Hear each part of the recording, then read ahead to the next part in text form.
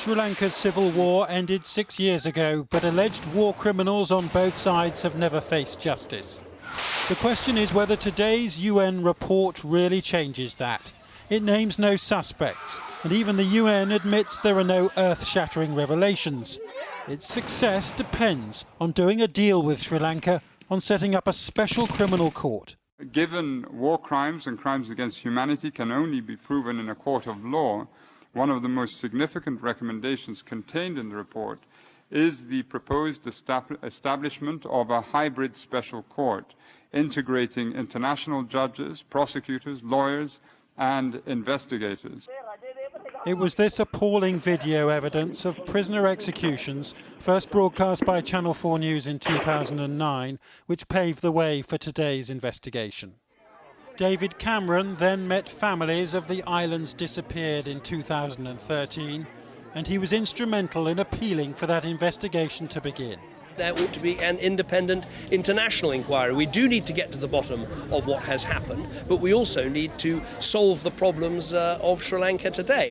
The report details brutal use of torture by the Sri Lankan security forces and refers to unlawful killings carried out in a widespread manner against civilians, with reasonable grounds to believe that rape and other forms of violence by security forces personnel was widespread. Whilst the investigative team have drawn factual findings that are very important, it is going to be meaningless unless there is going to be prosecution, unless there's going to be accountability, and unless there's going to be justice. Under President Rajapaksa, justice proved impossible. He denied UN investigators access, and he was furious at an earlier UN finding that up to 40,000, mostly Tamil civilians, may have been killed in the final offensive. His successor, President Sirisena, was elected in January, and he's been proposing a Truth and Reconciliation Commission. But the UN's report insists his government cannot deliver justice on its own. It says Sri Lanka's criminal justice system is not yet ready or equipped to conduct the independent and credible investigation. The security forces, police and intelligence services have enjoyed near total impunity. Political interference by the executive with the judiciary has become routine, while torture and sexual violence remain a critical concern. This afternoon, we asked the UN's Human Rights Commissioner whether Sri Lanka would cooperate. Or have you basically simply concluded what happened and that's where it will rest?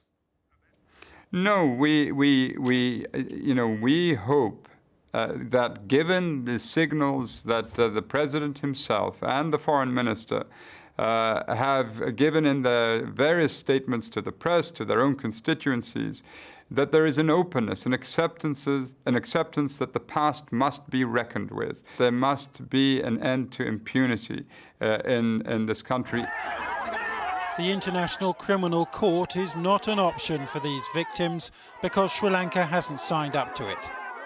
So the question is whether David Cameron will apply pressure for some kind of international involvement. Our very strong concern at this point is that the United Kingdom has to stay strong and it has to follow through on the findings. It has to make sure that it is there to bring the Sri Lankan government into agreement with the recommendation from the High Commissioner today for a hybrid justice process involving international judges, prosecutors, lawyers and investigators. Sri Lanka's government said today it is promising to deliver justice with the aim of reconciliation and peace. But we still don't know whether it will accept trials and convictions, or after enduring state brutality like this, how many survivors of terrible crimes would even dare to speak?